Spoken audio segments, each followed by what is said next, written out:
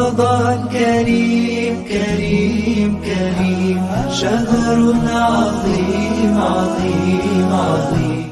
Alhamdulillah, kita memuji Allah Subhanahu wa taala. Allah memberikan kita kenikmatan untuk bisa sholat subuh berjamaah. Lalu kita lanjutkan dengan menuntut ilmu di waktu yang berkah ini. Sebagaimana Nabi Muhammad sallallahu alaihi wasallam sabdakan, Allahumma barik li ummati fi bukuriha. Ya Allah, berkahilah umatku pada waktu paginya. Maka dari itu waktu pagi ini bukur itu ba'da subuh sampai matahari terbit, sampai syuruk kira-kira. Al-Imam Ibnu Qayyim rahimahullah rahmatan wasi'ah, beliau mengatakan dalam kitab Madarijus Salikin, mengatakan bahwa pada waktu bukur ini para salaf mengatakan hukumnya makruh tidur. Ya, hukumnya makruh. Tidur itu makruh. Nah, kenapa?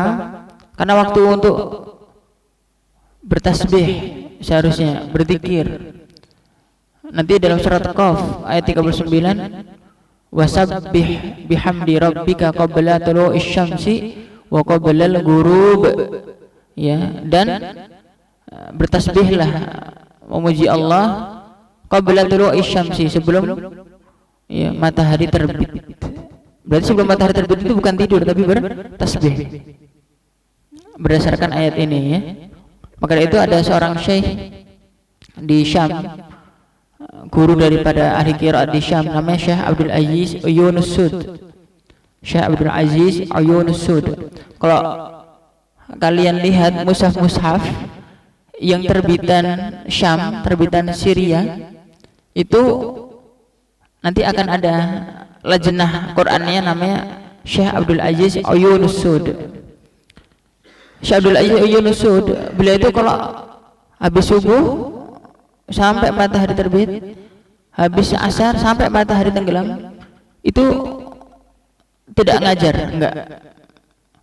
Waktunya khusus untuk berzikir. Iya.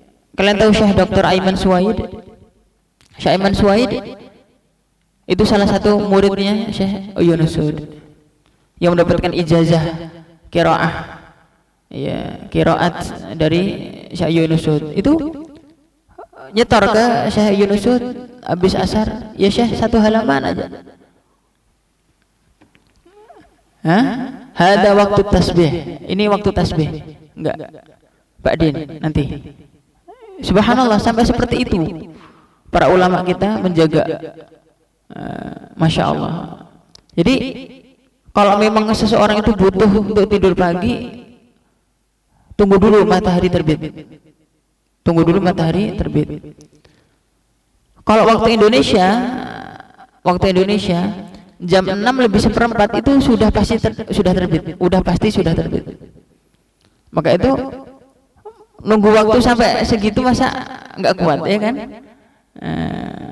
Maka itu Ibnu Abbas radhiyallahu anhuma, beliau ketika pas anaknya tidur pada waktu bukur tadi, Ibnu Abbas mengatakan, atanamu fi waqtin tuqassamu fihi al-arzaq.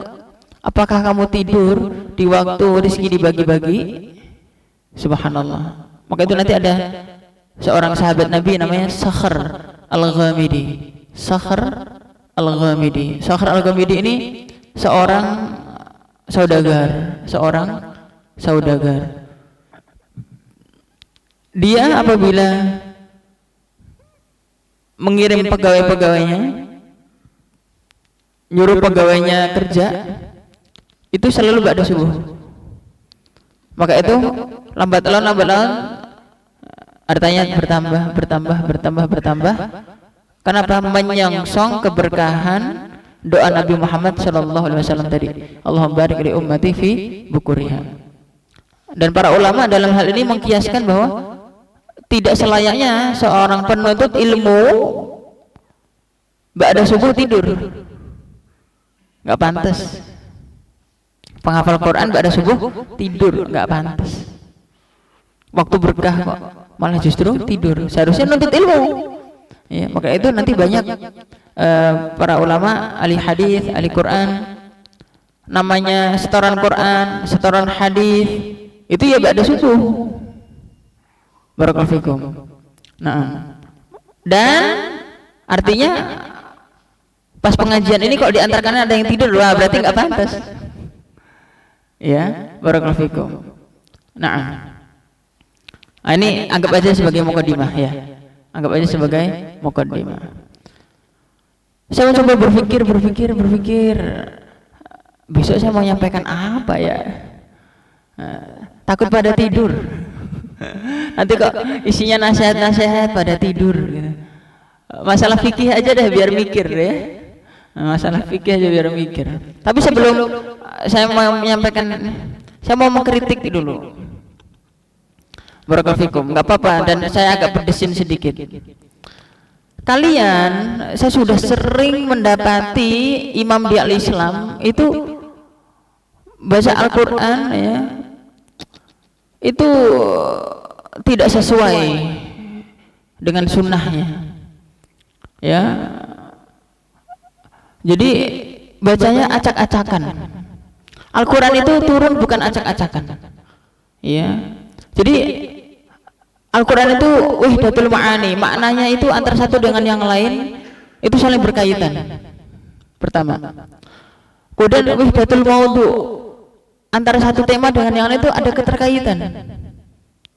Ya, maka itu nanti Al-Imam Al-Biqai menulis kitab judulnya Nadhmud Durar fi Tanasubil Ai Waswar. Ya. Kitab khusus ya, 10 jilid atau 15 jilid tergantung penerbitnya, itu menjelaskan tentang keserasian antara satu tema dengan yang lain, satu ayat dengan yang lain, satu surat dengan yang lain. Maka nggak boleh seseorang itu baca surat Al-Isra habis itu Al-Ghasyiyah, nggak boleh, itu nggak sunnah. Silahkan dicari hadisnya. Rasulullah pernah nggak baca Al-Quran kok berantakan seperti itu? Rasulullah pasti begitu. Al-Baqarah selesai ya nggak? Ada? Al-Baqarah, habis Al-Baqarah selesai An-Nisa, atau habis itu Ali Imran. Begitu. Kalau memang pengen Al-Ghasyiyah ya sebelumnya Sabihisma. Iya, apalagi juz 30 dulu, habis itu yang pertama juz 1. Itu Syekh Muhammad Ibn Sulaiman Ibn Muhammad Al-Ashqar mengatakan hukumnya makruh. Jadi tidak sesuai dengan urutan mushaf, itu hukumnya makruh. Sah, kok bilang sah, tapi nggak begitu sunnahnya. Barakallahu fikum. Maka jangan baca Al-Quran itu acak-acakan, jangan. Jadi Rasulullah Sallallahu Alaihi Wasallam memang dalam satu hadis misalnya baca surat As-Sajdah, habis begitu baca surat Al-Insan misalkan, tapi As-Sajdahnya selesai, Al-Insannya selesai. Bolehlah antum misalkan Al-Ghasyiyah selesai, habis begitu Ad-Duha boleh selesai, boleh. Barakallahu fikum. Tapi nggak boleh acak-acakan begitu. Apalagi untuk menunjukkan bahwa saya hafalan antum banyak. Antum baca surat Al-Furqan, bahkan sampai 1 halaman lebih kadang. Tiba-tiba nanti qul a'udzu birabbin nas. Ini acak-acakan namanya. Ya, barakallahu fikum. Nggak boleh terjadi. Saya sudah sering sampaikan kepada para mahasiswa. Akan tetapi masih terulang terus. Itu nggak boleh. Itu tidak sunnah, ya.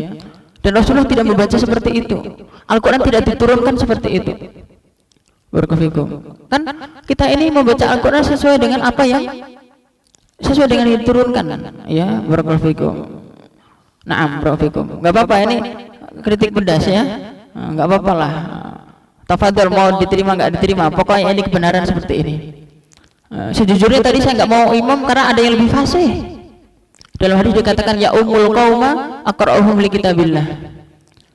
Yang mengimami satu kaum adalah yang paling baik bacaannya. Di sini ada Akhi Salman. Akhi Salman enggak mau. Udah tafadhol siapa? Barakallahu fikum. Karena kita sadar diri bahwa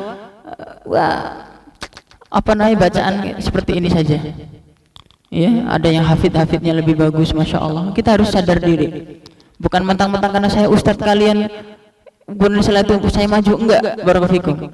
Tetap aja ya umul qaum aqra'uhum li kitabillah. Maka ada seorang sahabat namanya Amru bin Salamah. Umurnya baru 7 tahun, tapi dia jadi imam bagi para sahabat. 7 tahun. Ya, karena sudah mumayyiz dan dia paling banyak hafalannya. Maka itu jadi imam. Barakallahu fikum. Para sahabat yang lain sadar diri meskipun seperti itu. Maka juga kita seperti itu. Nah, maka jangan terulang lagi, tidak boleh terulang lagi. Barakallahu fikum. Itu pun coba lihat al-maudu'at ya, tema-temanya diperhatikan. Maksudnya ketika pas bicara tentang masalah surga, selesaiin masalah surganya itu. Kalau misalkan kalian tiba-tiba ingin baca surat, ya misalkan surat apakah Al-Kahfi kah, Al-Isra kah, terserah. Coba, oh selesai enggak ini? Diperhatikan itu. Nah, atau setidaknya kalau enggak selesai tapi sudah sempurna maknanya. Maknanya sudah sempurna. Seperti itulah Al-Qur'an diturunkan. Seperti itulah Al-Qur'an diturunkan. Barakallahu fikum. Naam. Jadi apa namanya? Pengertian dari, kan kita kalau mempelajari ilmu tajwid, jadi apa itu tajwid? I'ta'ul huruf haqqaha wa mustahaqqaha wa ma'rifatul wuquf, ya. Tahu kapan berhenti. Salah satu makna dari tajwid itu kapan seseorang berhenti baca, kapan. Nah, itu. Barakallahu fikum. Oke, barakallahu fikum. Jadi seperti itu. Insyaallah enggak ngantuk kalau saya ngomel kayak gini, insyaallah. Ya. Barakallahu fikum. Paham ya? Nah, oke. Jadi kita harus memperbaiki salat kita, ya. Memperbaiki salat kita. Kita sudah bagus, tumakninahnya pun kalau enggak khusyuk tetap itu masih kurang. Apalagi kita apa mah tumakninah enggak, khusyuk enggak, sunah-sunahnya enggak. Terus aduh. Nah, nanti kita khawatir nanti hadis yang seseorang nanti dihadirkan pada hari kiamat, dihadirkan salatnya tulaf thumma turma ala wajhihi. Ya. Salatnya dihadirkan lalu dilipat terus dilemparkan ke muka orang yang salat itu. Ini bukan salat, subhanallah. Seperti itu barakallahu fikum. Oh, salat yang tenang ya. Allahu akbar ya. Sami Allahu liman hamidah. Rabbana walakal hamdu. Gitu dulu ya. Baru sujud. Ya. Kan enak ya. Barakallahu fikum. Dan tidak ada ya, seseorang itu bersolat terburu-buru. Sami Allah liman hamidah, langsung cobalah Rabbana walakal hamdu hamdan katsiran tayyiban mubarakan fi, ya. Hadisnya sahih riwayat Muslim, Abu Dawud, Tirmidzi. Nanti ada malaikat lebih dari 30 malaikat berebut. Wah, pahalanya berapa? Subhanallah. Atau mil'us samawati wa mil'ul ardi wa mil'u ma syi'ta min syai'in ba'du, ya. Nanti ada dua riwayat, ada mil'as samawati, ada mil'us, boleh mil'a, boleh mil'u. Ya, barakallahu fikum. Jadi seperti itu. Nah, salat harus benar ya. Salat harus benar. Baik. Ini mukadimah yang kedua.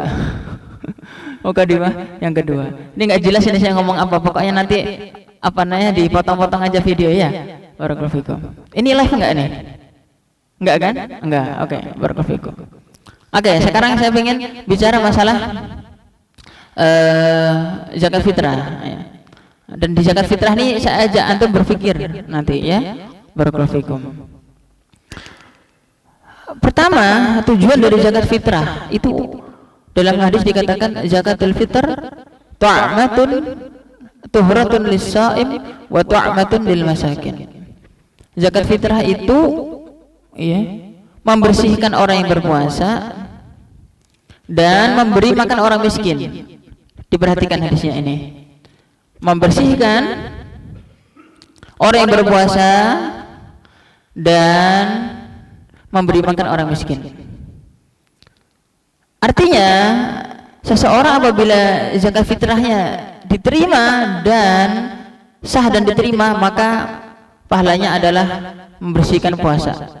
Jadi puasa kita mungkin belum sempurna, lisannya sudah sempurna misalkan, matanya sudah sempurna, telinganya sudah sempurna, tapi hatinya mungkin masih ada seudon dan seterusnya. Ini belum sempurna.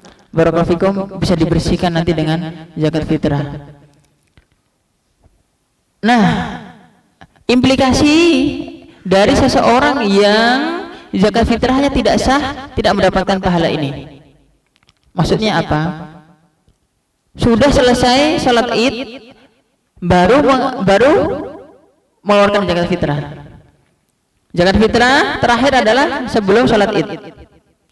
Salatnya sudah dilaksanakan, baru bayar.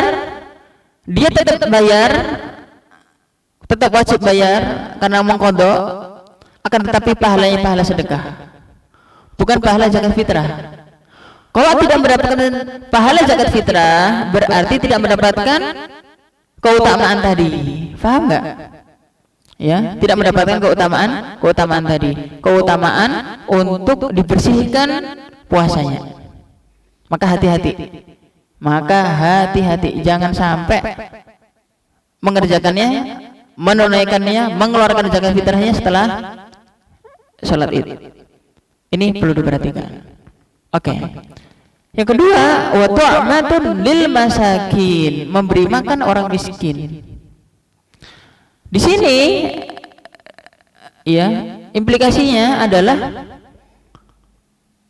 supaya orang-orang miskin pada hari Idul Fitri itu tidak ada yang meminta-minta. Tidak ada yang meminta-minta, supaya mereka itu kebutuhannya cukup. Berarti tidak boleh diawalkan. Di awal Ramadan, pertengahan Ramadan, 10 hari sebelum Ramadan, sebelum Idul Fitri. Enggak. Dulu ia mengerjakan 2 hari sebelum Idul Fitri, itu Ibnu Umar. Sedangkan para sahabat rata-rata mereka itu pada malam Idul Fitri atau sebelum sholat Id, habis subuh kira-kira. Karena wajibnya zakat fitrah itu adalah ketika malam Idul Fitri. Kok bahasa kita malam takbiran lah, malam takbiran itu sudah wajib. Udah keluarkan waktu itu. Oke?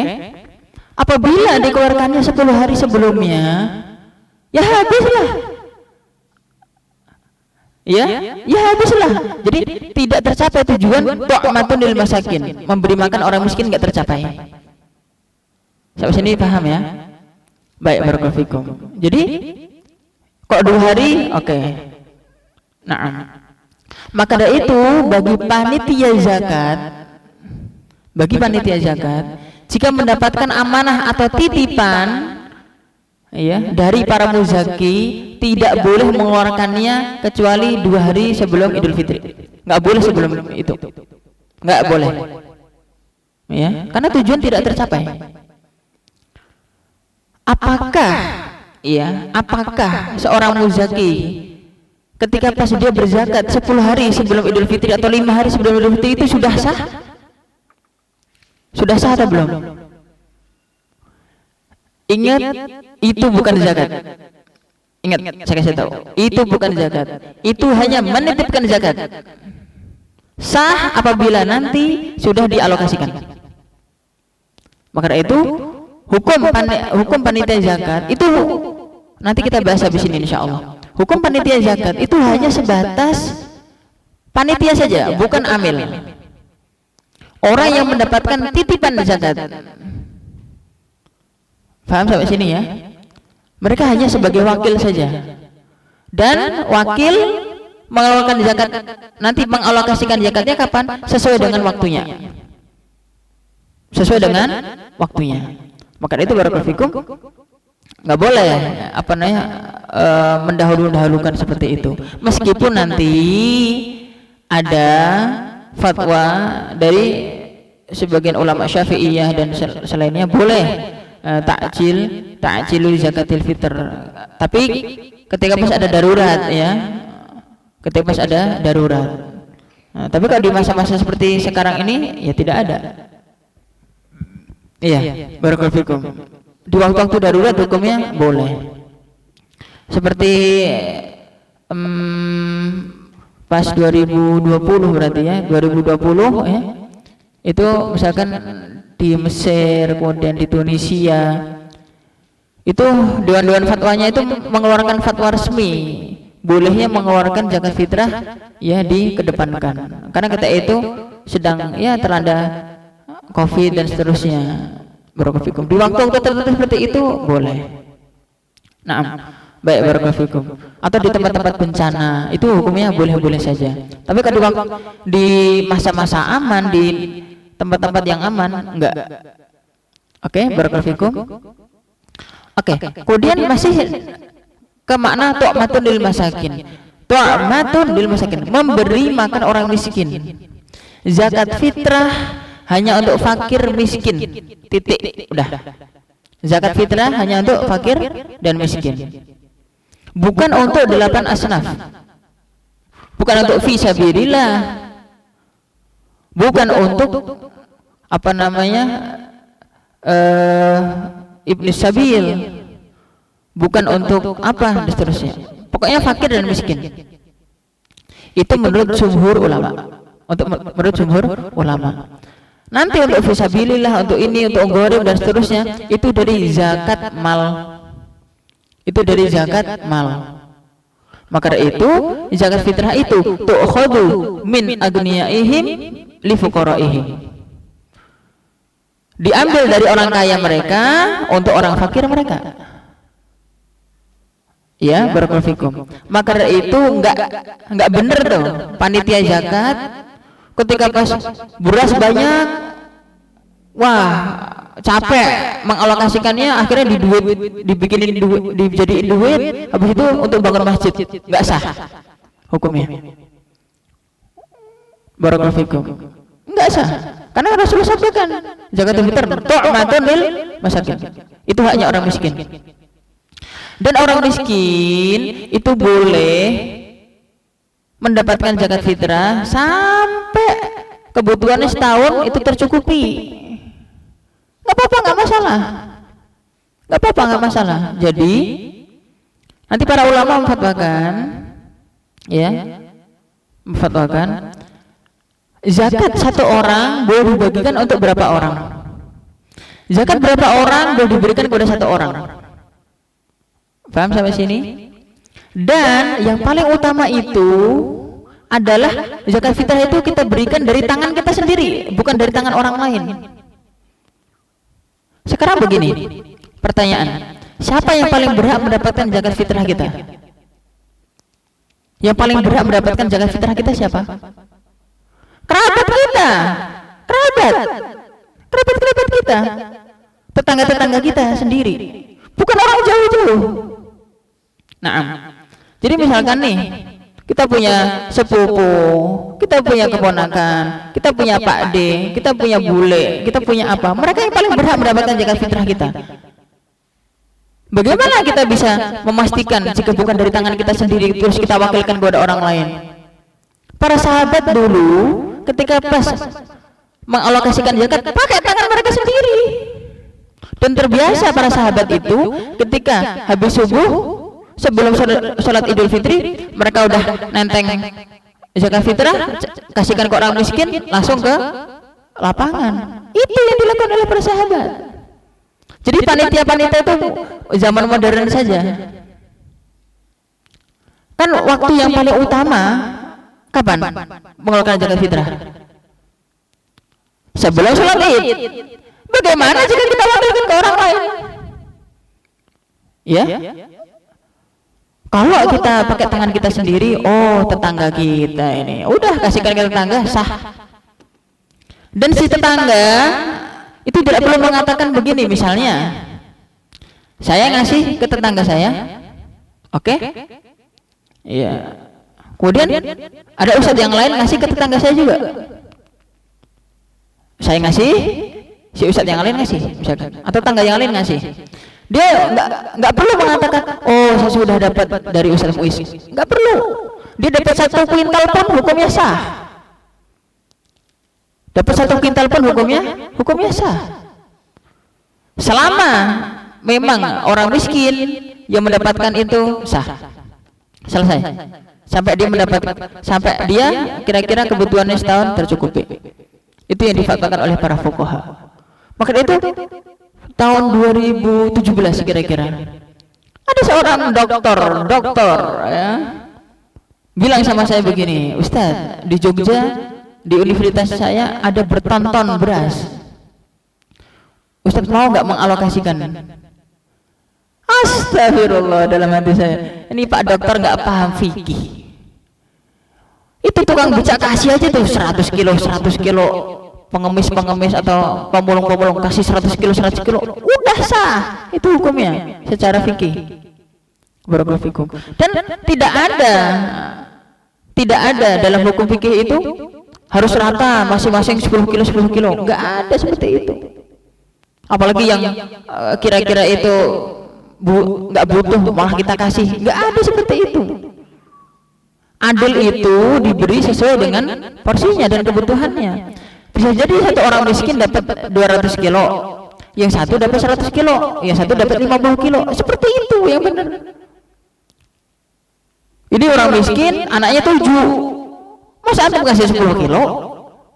Kasihlah 100 kilo. Kira-kira seperti itu yang benar. Maka terjadi kadang ada orang miskin, dia mau bayar zakat fitrah aja 4-4-an, susah. Dia anaknya 5 misalnya, bersama suami istri 7. Oke, barakallahu fikum, ngeluarin, terus dapatnya ketebas dia dapat lebih sedikit dari apa yang dia keluarkan. Nah, cukup menarik juga. Orang miskin zaman sekarang itu wajib bayar zakat fitrah dan wajib dikasih zakat fitrah. Kok bisa begitu? Begini, fikihnya begini. Jadi zakat fitrah itu kapan wajib dikeluarkan?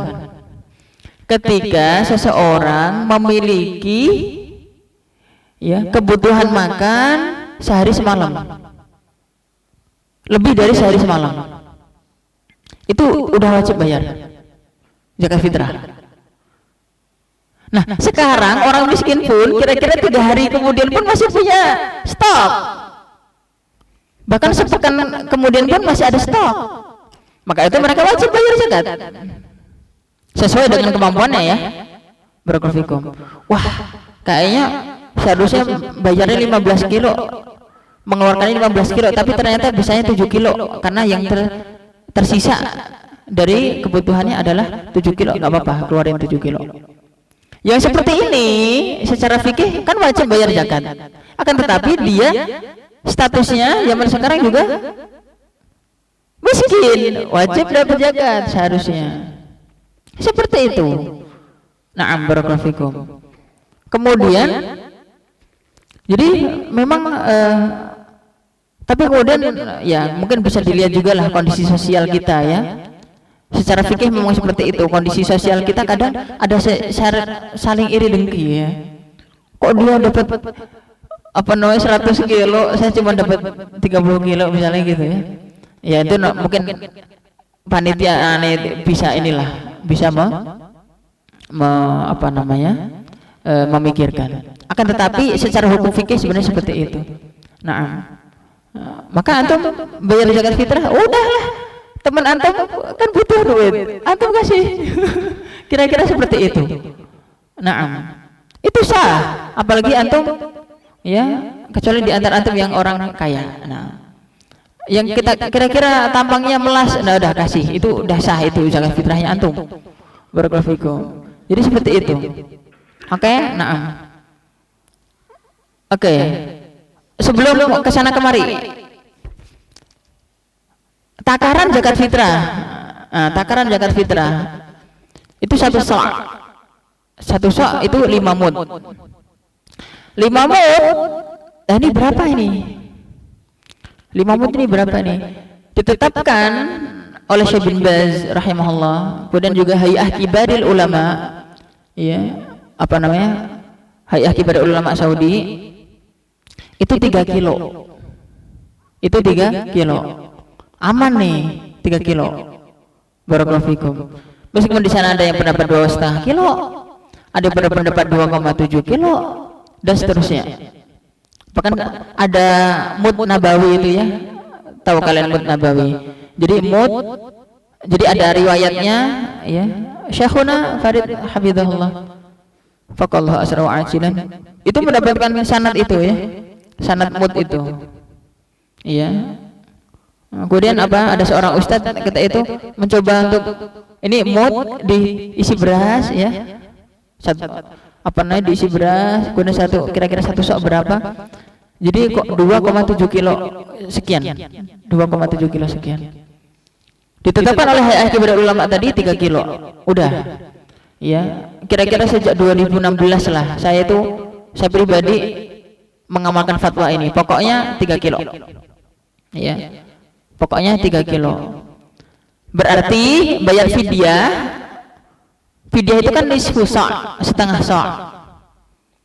Berarti 1,5 kilo fidyah itu. Nah, jadi bagi yang orang yang sakit dan tidak ada kemungkinan sembuh, atau orang tua yang udah nggak bisa lagi, atau mungkin hamil dan menyusui tapi hamil dan menyusui jika setiap tahun, kata para ulama ya. Jadi setiap tahun punya anak gitu ya. Jadi launching produk baru gitu. Itu yang seperti itu dia fidyah. Fidyahnya gimana? 1,5 kilo. Iya, aman itu ya, barakallahu fikum. Nah, jadi kalau fidyah 1,5 kilo, kalau zakat fitrah 3 kilo. Nah, dikalikan berapa? Bukan dikalikan jumlah orang yang ditanggung ya oleh apa namanya keluarga ya. Misalkan seorang ayah nanggung siapa aja yang di rumah yang ditanggung ya. Jadi bukan sebatas anak dan istri saja. Misalkan punya anak tiri kah, atau punya anak asuh misalnya, itu berarti kan kita di bawah tanggungan dia. Atau misalkan ada ipar atau misalkan apa, itu di bawah tanggungan dia, ya berarti itu dizakati fitrah, dikeluarkan zakat fitrah ya. Kalau janin belum keluar, hukumnya sunnah ya. Menurut Utsman bin Affan hukumnya sunnah. Kok janin ya, itu pun janin yang sudah apa? Ditiupkan roh. Kalau ditiupkan roh berarti apa? 4 bulan ya, 4 bulan atau lebih.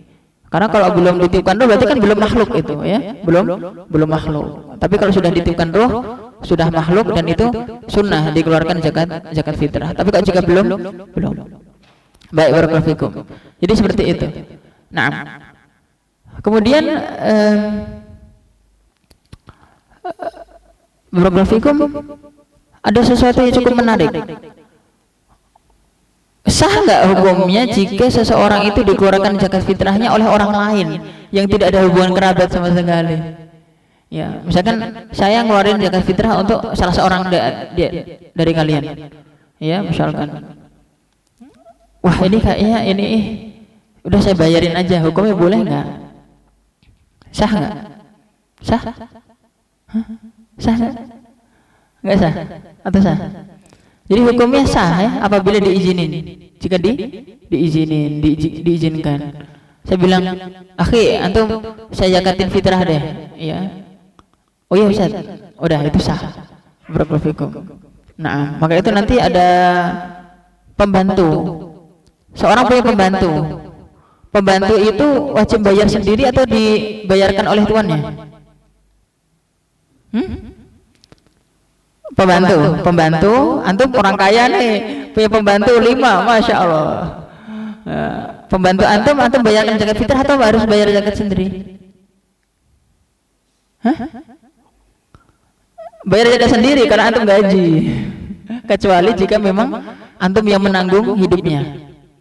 Maksudnya nanggung hidupnya, dia dulu dari mana nggak jelas, tiba-tiba antum tanggung hidupnya, itu antum keluarkan zakat untuknya. Tapi kalau antum gaji dia, enggak, itu orang lain. Faham sampai sini?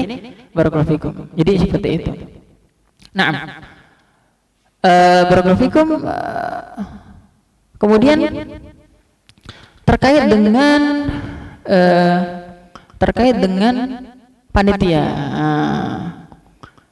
Jadi panitia itu tidak berhak mendapatkan zakat fitrah karena memang bukan amil. Jadi amil itu adalah yang ditunjuk oleh negara dan digaji oleh negara. Ya, ada laporan dan seterusnya lah, resmi ditunjuk. Kecuali nanti para ulama nanti memfatwakan kecuali di negeri-negeri non muslim. Di negeri-negeri non muslim. Kok di negeri non muslim? Mungkin di London misalnya, mungkin di mana, di Jerman, ya, atau di mana lah. Itu di sana tidak ada pemerintah yang menunjuk, ya, badan amil zakat, ya. Maka itu ambilnya adalah lembaga-lembaga itu, ya. Maka mereka boleh mendapatkan. Tapi kalau zakat fitrah itu kembali kepada zaman sahabat tadi. Mereka bayar masing-masing melalui tangan sendiri kan? Maka itu nggak ada istilah ambil zakat untuk zakat fitrah. Yang ada panitia. Yang ada panitia, bukan ambil zakat fitrah. Panitia zakat fitrah. Yang mereka itu relawan, ikhlas karena Allah, ya, menjadi wakil kaum muslimin untuk mengalokasikan zakat. Itu benar. Dan jika mereka mendapat zakat fitrah itu bukan karena status mereka ambil, karena status miskin. Jika ambilnya miskin, oke, dapat. Karena status miskinnya, bukan karena status dia ambil, bukan. Sampai sini paham ya? Barakallahu fikum. Nah, nggak boleh. Wah, ini apa namanya, panitia menerima zakat fitrah, ada beras, ada uang. Iya. Masing-masing panitia satu karung. Astagfirullah. Udah begitu dapat uang masing-masing 500.000. La haula wala quwata illa billah. Padahal mereka juga orang-orang komplek. Subhanallah wa bihamdi. Oke deh, misalnya kalau dia orang miskin, oke. Tapi kalau seolah-olah dijadikan sebagai satu profesi, ini nggak boleh hukumnya. Jadi, terus bagaimana? Itu amanah kaum muslimin. Kita hanya sebagai wakil, ikhlaskan niat karena Allah, semuanya berikan kepada kaum muslimin. Begitu, jangan ambil bagian. Jika memang nanti si panitia mendapatkan upah, boleh diupah dari masjid, uang kas masjid. Jadi di situ ada muamalah tuh. Masjid memperkerjakan orang-orang yang mau menjadi panitia zakat. Nah, dapat uangnya dari masjid. Itu yang benar. Kalau aji mumpung jadi panitia, akhirnya mengambil uang dari uang zakat itu, hukumnya nggak boleh. Itu nggak amanah namanya. Tidak amanah terhadap harta kaum muslimin. Nggak boleh. Namanya wakil kok. Wakil itu kan kurir, ya. Wakil itu apa? Kurir. Atau mungkin beberapa orang misalnya, ya. Beberapa orang misalnya nanti patungan donasi untuk bayar nih nanti yang panitia zakat. Oke. Itu bener. Hati-hati dari harta kaum muslimin. Itu harta publik, harta kaum muslimin. Kita enggak boleh. Ittaqullah, bertakwalah kepada Allah. Jangan makan harta kaum muslimin. Ittaqullah. Barakallahu fikum. Jadi seperti Itu. Maka ini harus hati-hati. Maka apabila terjadi seperti ini, udah paling aman memang tadi itu. Pakai tangan sendiri-sendiri. Pakai tangan sendiri-sendiri. Udah kasihkan aja. Nah, jadi barakallahu fikum, ini ada kok apa? Ada santri al-Islam ya kan? Udah biasanya kadang saya kasihkan juga ke santri al-Islam. Ini ada santri al-Islam nih yang kayaknya wajahnya wajah melas. Udah deh. Saya bilang, ini zakat saya dan keluarga saya untuk antum. Ustaz, udah sah, saya bilang gitu. Barakallahu fikum. Kok saya dizakati, Ustaz? Imam itu orang kaya. Enggak. Allahu Akbar. Itu dan tapi sebenarnya pun nanti ada pertanyaan, apakah orang yang memberi zakat itu harus ngasih tahu bahwa ini adalah zakat? Hah? Ini zakat saya, apakah harus seperti itu? Harus enggak? Hukumnya tidak harus. Kita bilang, udah ini untuk antum, udah gitu aja, supaya dia tidak merasa tersinggung, itu hukumnya boleh. Kecuali nanti Syekh Profesor Dr. Muhammad Ibn Umar Ibn Salim Bazmul, seorang ulama besar di Mekah, beliau mengatakan, kecuali jika kamu ragu-ragu yang kamu kasih itu orang kaya atau orang miskin, maka kamu harus kasih tahu bahwa ini adalah zakat, supaya jika dia kaya dia tidak menerimanya. Tapi jika kamu memang yakin dia itu orang miskin, nggak usah ngasih tahu, itu hukumnya sah. Ya, barakallahu fikum. Udah kasih aja. Jadi seperti itu ya, barakallahu fikum. Nah, kemudian permasalahan yang selalu dibahas terus adalah, bolehkah pakai uang? Boleh nggak pakai uang? Zakat fitrah itu kan harus dari kutul balad ya, kutul balad. Apa kutul balad? Makanan tersebut, makanan pokok negeri tersebut. Iya. Kalau dalam hadis apa? Tamar. Apa tamar? Kurma. Akid. Apa akid? Keju. Iya. Bun. Apa bun? Gandum dan seterusnya. Kalau kita beras, iya. Jumhur ulama ya, yang masyhur dari pendapat jumhur, pendapat Malikiyah, Syafi'iyah, Hanabilah, pendapat masyhurnya, mu'tamadnya adalah tidak boleh pakai uang. Tidak boleh pakai uang, kecuali nanti dalam mazhab Hanafi. Tapi dari min a'yani Syafi'iyah wa min a'yanil Hanabilah, di antara tokoh-tokoh ulama Syafi'iyah seperti Imam Ar-Ramli misalnya, atau a'yanul Hanabilah, di antara pendapat ulama Hanabilah, itu boleh juga membayar pakai uang. Boleh. Apalagi ulama kontemporer. Iya. Barakallahu fikum. Syekh Yusuf Al-Qaradawi ya, termasuk ulama kontemporer yang paling terkenal dalam masalah ini, memfatwakan bolehnya uang karena sesuai dengan maqasidus syariah. Dari zakat fitrah apa? Mengentaskan kemiskinan. Maqasidus syariahnya itu, maksud utama dari mengentaskan kemiskinan ya, supaya tidak ada kelaparan, supaya tidak ada minta-minta. Dikasih uang jadi enggak? Jadi ya. Jadi seperti itu. Barakallahu fikum. Termasuk syekhuna guru kita Dr. Ahmad Jan An-Najah, hafizahullah taala wa ra'ah, faqallahu asra wa ajidan ghairu ajidin. Barakallahu fikum. Beliau mengatakan, boleh enggak pakai uang? Boleh. Beliau alasannya cukup menarik ya. Ya, menarik juga. Beliau mengatakan begini, sebab orang zaman sekarang makannya bukan beras tapi duit. Ya, tapi betul ya, masya Allah, barakallahu fikum. Penulis kita at-tadhib, ya, at-tadhib, ya, fi adillati matan al-ghayah wa taqrib. Syekh Dr. Mustafa Dib Al-Bugha.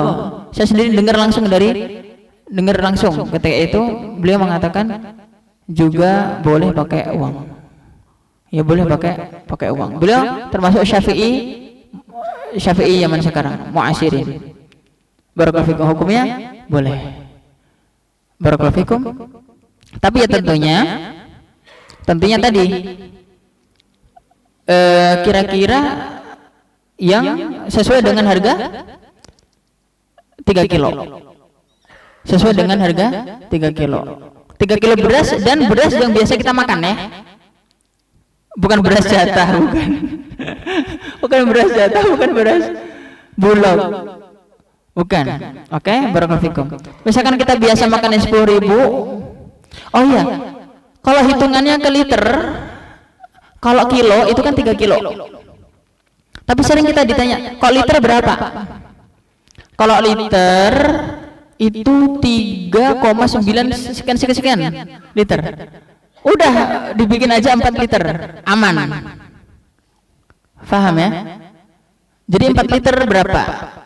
Kok 1 liternya biasanya 10.000. 1 liternya 10.000 kira-kira. Bagi yang makannya 10.000. Berarti 40.000 ya kan? Kalau sekeluarga ada 5 orang berarti 200.000. Udah 200.000 kasih ke salah satu anak al-Islam. Sah hukumnya. Paham ya? Barakallahu fikum. Jadi kira-kira seperti itu. Nah, nanti bulan daftar Ustaz, saya daftar. Ya, daftar mustahik zakat. Daftar orang yang berhak mendapatkan zakat. Enggak. Baik, barakallahu fikum. Jadi seperti itu, ya. Jadi kalau hitungannya liter kira-kira 4 liter. Kok kilo? 3 kilo. Paham ya? Nah, barakallahu fikum. Ini aman nih, udah insya Allah aman. Menurut 4 mazhab insya Allah aman ukuran 3 kilo 4 atau 4 liter ini aman. Ya, barakallahu fikum. Nah, baik, barakallahu fikum. Kemudian yang perlu kita bahas adalah naqluz zakah. Ya, ila kharijil bilad. Mengirim zakat ke luar negerinya, luar daerahnya, boleh apa enggak? Boleh apa enggak? Zakatnya orang sini dikasihkan ke orang Tasikmalaya misalnya, atau ke orang Sukabumi, hukum boleh enggak? Jadi sebenarnya itu ya, sebenarnya jika kita kembali kepada hadis Rasulullah SAW tadi sabdakan tu'khadu min agniyaihim li fuqaraihim, diambil dari orang kaya mereka untuk orang fakir mereka. Sekali lagi, dari orang kaya mereka untuk orang fakir mereka. Jadi asal muasalnya gimana? Ya udah, kalau orang sini ya zakatnya kepada orang sini. Gitu. Bagaimana mungkin kita memberi orang miskin yang jauh, sedangkan yang di sini masih perlu? Nggak boleh. Barakallahu fikum. Maka dari itu yang lebih sesuai dengan sunnah, kata para ulama kita, adalah diberikan kepada orang miskin setempat. Ya. Adapun mengalokasikannya ke luar daerah, itu hukumnya boleh-boleh saja, nggak boleh-boleh saja. Jika memang di tempat tersebut memang tidak ada lagi yang butuh, yang butuh. Daerah sana kewajiban bagi orang kaya, bagi orang sana, dan seterusnya. Nah, sampai sini paham ya, barakallahu fikum. Kecuali misalkan gini nih, ini komplek orang kaya nih ya, komplek orang-orang kaya, orang kaya semua. Ya mungkin keluar komplek itu, gitulah ya. Komplek orang-orang kaya. Jadi seperti itu. Barakallahu fikum. Jadi seperti itu, barakallahu fikum. Kemudian adalah ketika seseorang itu nanti dibahas oleh para ulama meninggal dunia. jika meninggal dunia setelah adzan maghrib malam Idul Fitri, wajib zakat fitrah enggak? Setelah adzan malam Idul Fitri meninggal, wajib zakat fitrah enggak? Wajib di zakat fitrah enggak? Wajib enggak? Wajib ya. Wajib. Kenapa wajib? Sebab dia sudah masuk waktu wajibnya zakat fitrah. Yaitu apa? Malam Idul Fitri. Setelah matahari tenggelam. Oke, malam takbiran. Kira-kira seperti itu. Tapi jika sebelum adzan maghrib, enggak usah. Enggak usah dibayar. Sampai sini paham? Hal yang sama adalah anak yang lahir, anak yang lahir, ya barakallahu fikum. Kalau apa namanya, kok anak yang lahir sebelum dan setelahnya dibayar ya, maaf barakallahu fikum. Jadi karena sudah masuk waktu ya, sudah masuk waktu. Baik barakallahu fikum. Nah, oke. Kemudian pembahasan lain. Ini cukup menarik. Apa kalau zakat fitrah kan tidak boleh kepada keluarga ya? Tidak boleh kepada keluarga, maksudnya atas bawah. Kepada anak, kepada istri ya. Kepada ayah, kepada ibu. Enggak boleh ya? Orang lain. Iya. Tapi boleh enggak? Dari istri ke suami. Nanti para ulama membahas hukumnya boleh. Ya. Dari suami, dari istri ke suami. Jadi suami yang miskin. Subhanallah. Jadi apa namanya? Nanti para ulama membahas begini. Sebab suami itu wajib menafkahi istri. Istri tidak wajib menafkahi suami. Karena tidak dinafkahi maka boleh diberi zakat. Subhanallah. Dan itu ada riwayatnya dari Ibnu Mas'ud. Ya. Maka antum ya nanti istri antum kaya, antum miskin. Enggak usah zakat kemana-mana, sini zakat ke AA aja ya. Subhanallah. Oke, barakallahu fikum. Naam. Barakallahu fikum. Kemudian yang cukup menarik ya adalah bagaimana jika seseorang ya, dia itu, ini terjadi pada saya ketika itu, sudah berbulan-bulan saya kira saya udah dijakatin fitrah sama orang tua saya, karena saya di pesantren ya, di pesantren udah dibayarin lah sama orang tua.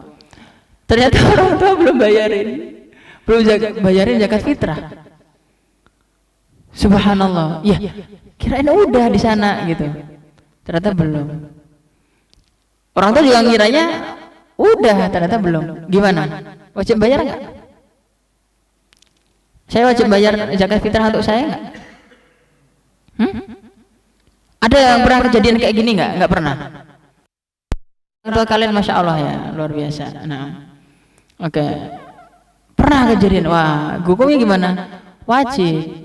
Tetap wajib. Nah, karena zakat fitrah itu tidak bisa apa namanya, karena berlalu masa gugur, nggak ada seperti itu, tetap wajib. Jadi yang nanti kejadian sebagaimana saya alami nanti harus tetap bayar zakat fitrah qadaan. Apakah pahalanya sama seperti yang pada waktunya? Wallahu alam kalau itu mah. Kalau itu wallahu alam. Oke. Kemudian zakat kepada orang ya, yang masih ada hubungan kerabat ya, tadi kah sepupu kah paman kah atau seperti itu nanti malah pahalanya itu double. Pahalanya malah ada double. Shadaqatun wasilah ya. Sedekah sekaligus silaturahmi. Zakat sekaligus silaturahmi ya. Barakallahu fikum. Jadi seperti itu. Naam. Coba perhatikan ayatnya. wa'budullaha wa la tusyriku bihi syai'an wa bil walidaini ihsana wa bidil qurba wal yatama wal masakin wal jaridil qurba wal jadil junubi was sahibi bil jambi wa ibnis sabil wa ma malakat aymanukum innallaha la yuhibbu man kana mukhtalan fakhura. Itu urutannya itu. Tapi kalau orang tua tadi enggak, kalau masalah zakat enggak. Berbeda itu pada tadi urutannya itu. Urutannya kerabat dulu, yatim dan seterusnya. Nanti yatim ada pembahasan lain. Apakah yatim boleh dikasih zakat? Boleh enggak yatim dikasih zakat? Kan fakir miskin kan? Kok yatim boleh nggak yatim?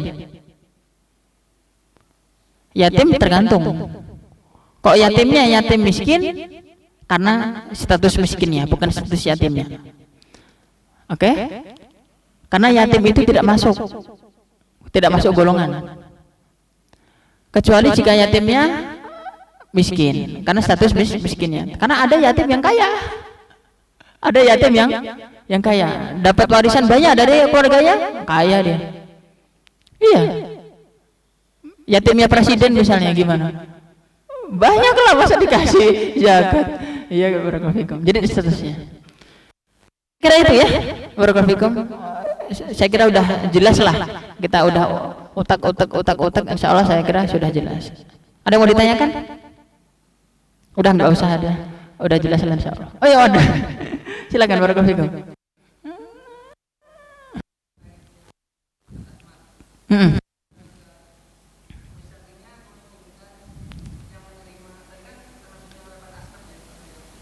Malah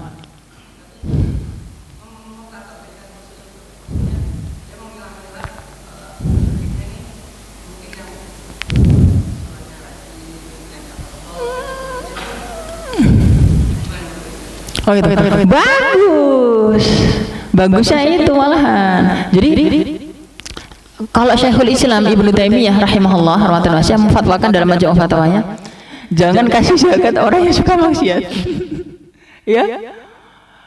Bahkan Syekhul Islam memfatwakan begini, orang yang suka maksiat itu kalau kita kasih zakat, sama saja kita ya mendukung dia untuk maksiat. Tambah maksiat kan dia. Orang maksiat itu tidak mendapatkan hak untuk diberi zakat. Tapi apabila memang dialokasikan ke dia, sah enggak? Ya. Tapi tidak selayaknya dapat Syekhul Islam, ya. Tidak selayaknya dapat. Maka itu boleh memilih-milih juga. Dan kita pun tadi andai kata kita membayar zakat, dan zakat mal itu sendiri juga zakat mal itu sendiri tidak harus pakai ambil, kita langsung alokasikan pun hukumnya boleh. Orang uang kita, ya, itu nanti difatwakan oleh para ulama tidak harus pakai ambil. Kecuali jika memang ambilnya nanti tiba-tiba tok amil, ulil amri, ya bayar, klak, wah udah gitulah kita harus bayar. Tapi kan kita itu tidak terjadi di Indonesia ya, barakallahu fikum. Jadi tidak datang, tidak ini barakallahu itu nggak apa-apa, nggak masalah. Kita alokasikan sendiri dan itu sebaiknya memang kita pilih-pilih yang saleh-saleh, yang baik-baik ya. Kalau kita mengambil fatwanya Syekhul Islam Ibnu Taimiyah, apalagi misalkan dia seorang pemabuk misalnya, atau seorang perokok misalnya, atau seorang yang tukang judi, nanti uang yang kita berikan kepada dia, wah dapat uang 500.000 nih, langsung beli 30 pak 30 pak rokok misalnya. Subhanallah, barakallahu. Baik, barakallahu. Masih ada lagi, silahkan. Nah,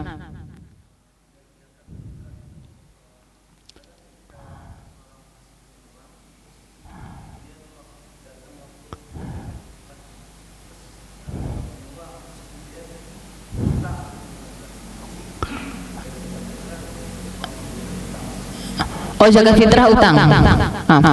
Jadi barakallahu fikum. Jadi memang ya, jika memang seseorang itu dia sebenarnya punya uang, tapi pas lagi nggak punya uang aja, gitu. Itu bukan berarti kategori miskin, ya, bukan berarti kategori miskin. Misalkan begini, ini sebagai contoh dulu ya, sebelum kita lanjutin. Saya punya jamaah cerita sama saya begini, Ustaz, Di Kemang Pratama sini, oh masya Allah, rumahnya gede, mobil punya, tapi ya ternyata nggak punya duit juga Ustaz. Masa hubungi saya, bang, ada beras apa kagak? mobil mewah, mana? Kita bilang masa kayak gitu miskin? Ya, nggak mungkin dong. Ya kita bilang dia miskin, barakallahu. Jadi seperti itu. Ya pas lagi nggak punya duit aja kan? Iya, pas lagi nggak punya duit aja. Tapi nanti punya duit juga. Yang seperti ini gimana? Ngutang dulu? Iya, utang dulu, ya. Dan dia apa namanya? Jika memang karena ada kata dia hutang pun sedikit, kira-kira. Katakanlah kok ada kata 5 orang tadi 200.000 kan? 200.000. 200.000 mah dia biasa punya uang 2 juta ya kan gitu ya.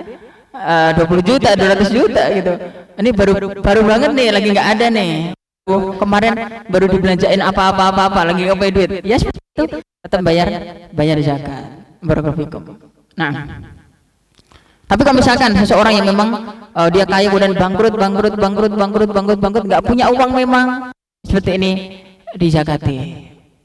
Dan nggak punya uang sama sekali, bahkan tadi tidak punya makanan lebih dari sehari semalam, yang seperti ini dizakati. Tapi siapa pula zaman sekarang yang seperti itu ya? Bahkan sekarang andai kata kita lihat orang-orang miskin itu mungkin ya punyalah beras 1 hari 3 hari kemudian pun ada ya kan. Nah, barakallahu. Nah, sudah ya, barakallahu fikum. Saya kira itu, semoga manfaat ya. Semoga diberkahi ilmu kita, dan ya, apa yang saya sampaikan semoga nanti bisa diamalkan ya. Bisa diamalkan dan dimudahkan untuk mengamalkannya. Amin ya rabbal alamin. Saya minta maaf jika ada salah kata. Setiap kesalahan dari saya pribadi dan dari setan, apabila ada kebenaran dari Allah Subhanahu wa taala. Walhamdulillahirabbil alamin. Subhanakallahumma wa bihamdika asyhadu an la ilaha illa anta astaghfiruka wa atubu ilaik. Allahumma shalli wa sallim ala nabiyyina Muhammad innaka Hamidum Majid. Assalamualaikum warahmatullahi wabarakatuh.